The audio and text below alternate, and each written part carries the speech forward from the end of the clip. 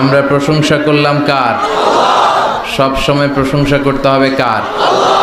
খাওয়ার সময়, ঘুমানোর সময়, টিভি দেখার সময়।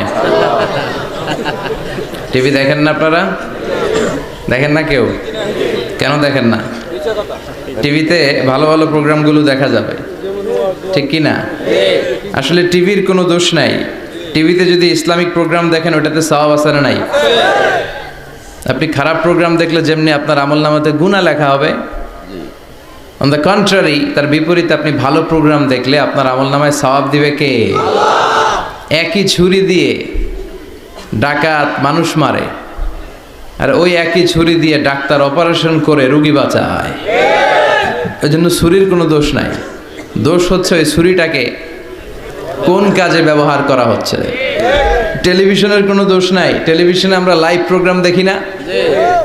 কাবা ঘরে কখন কোন সালাত হচ্ছে, যারা তাইফিন তাওয়াফকারী তারা কিভাবে তাওয়াফ করছে, মসজিদে নববীতে ঠিক এই মুহূর্তে কি পরিবেশ, কিরকম মানুষের সমাগম, তার সবগুলো দেখার সুযোগ আছে না নাই? ওখান থেকে যদি আপনি তেলাওয়াত শোনেন আপনার উপর রহমত নাজিল করবে কে? কিন্তু আপনি যদি অশ্লীল ভিডিও দেখেন, নাচ দেখেন, গান দেখেন, গুনাহ আছে না নাই? তার মানে টিভি দেখাতে কোনো দোষ নাই, দোষ হচ্ছে আপনি কি দেখছেন সেই প্রশ্নে। চিল্লায় বলেন ঠিক কিনা? এজন্য আমাদের যাদের ঘরে টিভি আছে আমরা যেন ভালো ভালো প্রোগ্রামগুলো দেখি। ডিশ লাইন আছে না অনেকের, মনিটরিং করতে হবে। যারা ডিশের ব্যবসা করে এদেরকে বলে দিতে হবে যে সব চ্যানেল আমি দেখতে চাই না, সব চ্যানেল আমি দেখতে চাই না। টাকা দিয়ে কিনি তাই বলে সব চ্যানেল দেখবে এমনটা নয়। টাকা দিয়ে কিনেন বলে কলার সাথে কলার ছোলাও খান নাকি আপনারা? কথা কন। টাকা দিয়ে কিনি বলে বাদামের সাথে বাদামের খোসাও খাই, ওইটা কিন্তু ঠিকই খোসা ফেলে দেই তারপর বাদামটা খাই, ছোলা ফেলে দেই তারপর কলাটা খাই। তো টাকা দিয়ে ডিশ কিনি বিদায় সব দেখা যাবে না। ছেলে মেয়েগুলো কোন চ্যানেলগুলো দেখতে পারবে, কোন চ্যানেল দেখা যাবে না, এটা আপনি বেঁধে দিবেন। কারণ আপনার জন্য পুরো ফ্যামিলির প্রত্যেকটা মেম্বার্স কি করছে না করছে সবটা আমানত। আমানতের বাইরে কেউ না। যিনি মসজিদের ইমাম, মসজিদের সব দায় দায়িত্ব তার কাঁধে আমানত।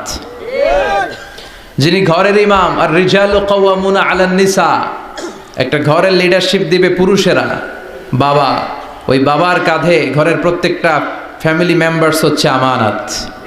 এলাকার যিনি চেয়ারম্যান তার পুরো ইউনিয়ন পরিষদ তার কাঁধে আমানত। যিনি member of the parliament, MP, এই পুরো নির্বাচনী আসনে যা যা দায় দায়িত্ব আছে তার কাঁধে আমানত। যিনি মন্ত্রী তার মন্ত্রণালয়ের সবকিছু তার কাঁধে আমানত। যিনি প্রধানমন্ত্রী এই 56,000 বর্গ মাইলের প্রতিটা ইঞ্চি তার কাঁধে আমানত। এটা একটা ব্যাপক বিষয়। এজন্য আপনার ছেলে কোন পথে চলে, কার সাথে মিশে, টিভিতে কোন চ্যানেলটা দেখে, এই ব্যাপারে কিয়ামতের দিন আপনারা জিজ্ঞেস করবে কে?